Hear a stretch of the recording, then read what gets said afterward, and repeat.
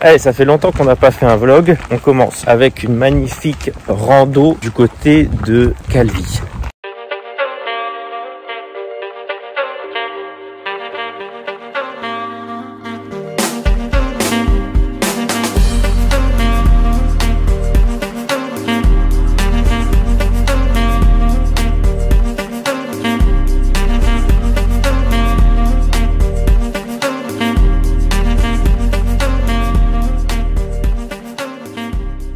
On a croisé un groupe de vieux, des vieux touristes avec un petit guide, mais les groupes avec des guides sont particulièrement lents. Alors si c'est 14 km dans le sable, ça va moins me faire marrer ça. Heureusement que c'est magnifique.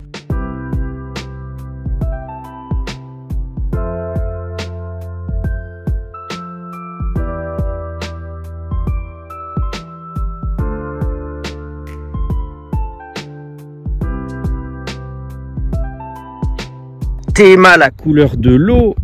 Bon, on va pas s'amuser à descendre plus bas. C'est très pentu et il y a du sable partout, donc on risquerait d'être coincé en bas. Magnifique. On est mardi, il est 9h20 et je vais aller m'entraîner. Je donne un cours à 12h15. Ça va me laisser le temps de faire toute ma séance et si j'ai le temps, manger un petit peu. Veuillez me pardonner si le son est pas foufou, je vous mettrai des sous-titres si ça va pas, mais j'ai oublié mon micro. Je vous amène sur mon jour d'entraînement numéro 2. C'est mon deadlift principal et le deuxième bench de la semaine. Et on va faire un petit peu un point of view parce que les voice-overs c'est has-been. Pour le moment, c'est l'heure de l'entraînement.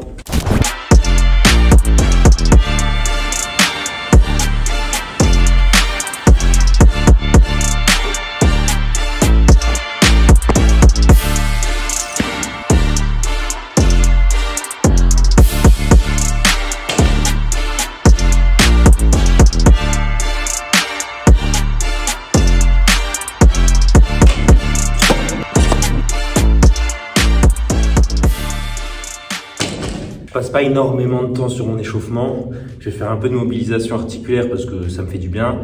Et je vais faire un peu de vélo pour monter le cardio. Mais ça va durer quoi?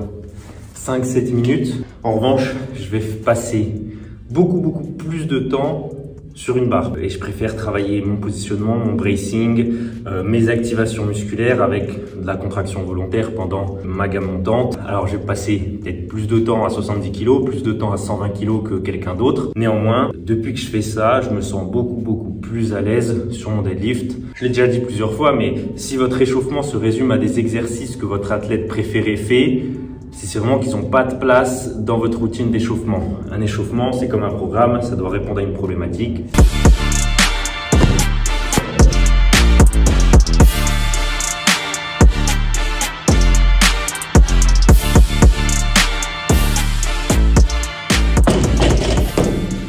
Et dernière barre d'échauffement, 220 et après je verrai combien je mettrai pour mon 3 fois.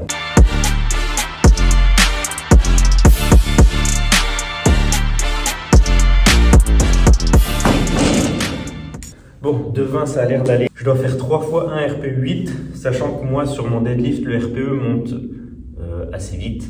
Allez, 235.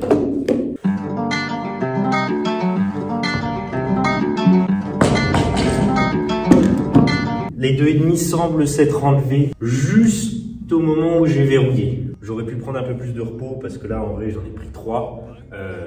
Sur ce genre de format, n'hésitez pas à aller sur du 7, 8 plus en termes de temps de repos. Si bien sûr vous en avez le temps. Moi, j'ai pas non plus l'éternité devant moi, mais je vais essayer de prendre un peu plus de repos sur ma deuxième série. Quand ça commence à devenir lourd, j'ai tendance à mettre énormément de tension dans le haut de mon dos, à tel point que je serre mes omoplates et je sors la poitrine. Sauf que c'est pas du tout ce que je dois faire, et encore moins quand j'ai commencé à tirer la barre. Ce qui fait que je pars beaucoup en porte-à-faux devant, et c'est pour ça que pendant mon setup, j'essaye vraiment d'utiliser la barre pour me tirer les épaules en protraction. Deuxième série.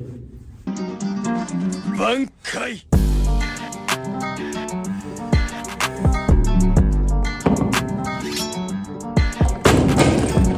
Là, je crois que ça s'est levé au début.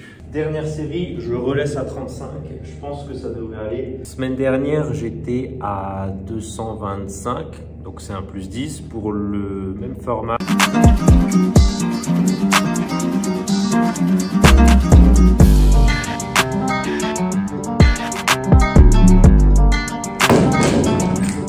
Ok, bon, c'est validé 3 fois 1 à 235 RPE 8, je dirais.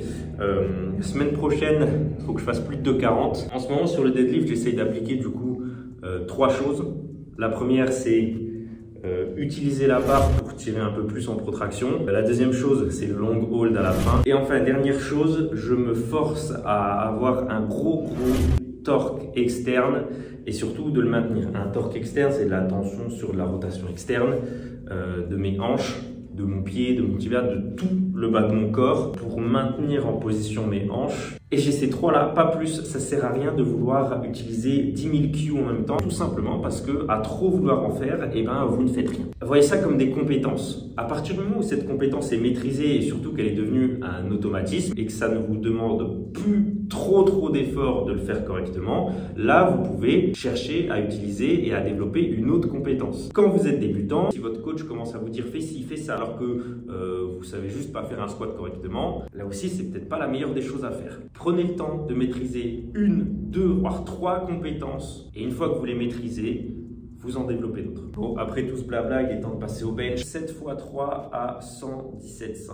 Alors, ce que je fais en ce moment pour réduire mes douleurs à l'épaule au bench, et ça marche plutôt bien, c'est que entre chacune de mes séries, je fais un peu de swimmer au sol. Ça peut vous aider, ça ressemble à ça le swimmer.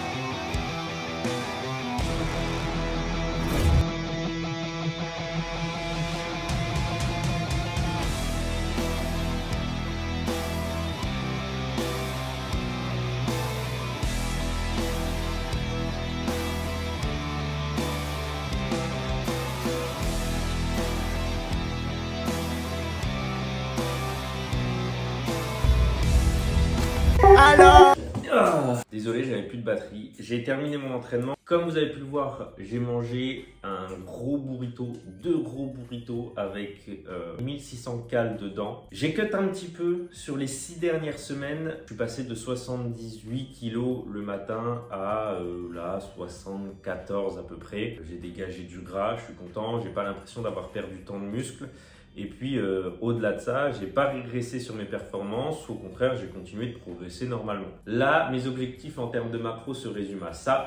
J'ai 3000 calories, j'ai drastiquement diminué mes lipides, j'en avais énormément avant. Maintenant les amis, il est 14h30. Il est temps de faire, vous connaissez la petite marche digestive. Il y a du soleil, il fait super beau, venez. Je vous montre ce que j'ai mis dehors. Alors, là, on a des petits piments. Là, c'est du poivron.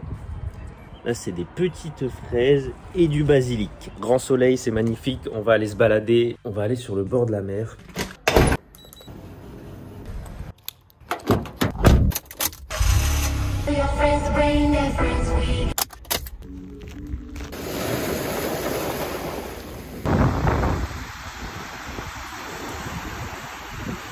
Je dois l'avouer, c'est quand même plus agréable de faire ces 10 000 pas en bord de mer qu'au beau milieu d'une ville grise avec les junkies où tu dois être sur tes gardes constamment au risque de te prendre un coup de seringue. Néanmoins, avant de vivre ici, j'esquivais les coups de seringue comme tout le monde et je faisais mes pas. Et justement, moi, je vais retourner sur le continent là en mai, fin mai, dans un mois, parce qu'il y a une compétition et j'ai des athlètes que je coach qui y participent, donc je vais m'occuper de leur match. Pour un coaching de qualité, on n'oublie pas, on envoie un mail à l'adresse mail ou un message sur Instagram. Et en fait, cette compétition, elle est particulière puisque seuls ceux qui n'ont pas les minima nationaux peuvent y participer, ou bien ceux qui n'ont pas du tout fait de compétition, donc des débutants. Et c'est une compétition où il y a 100 participants. Tout ça pour vous dire, faites des compétitions, quel que soit votre niveau. Vous voyez, il y a 100 mecs là qui sont plus ou moins débutants du coup, qui vont participer à cette compétition. Je dis ça parce que beaucoup trop de gens, des gens parmi des gens que je coach également, qui ne veulent pas faire de compétition parce qu'ils ont soi-disant pas le niveau.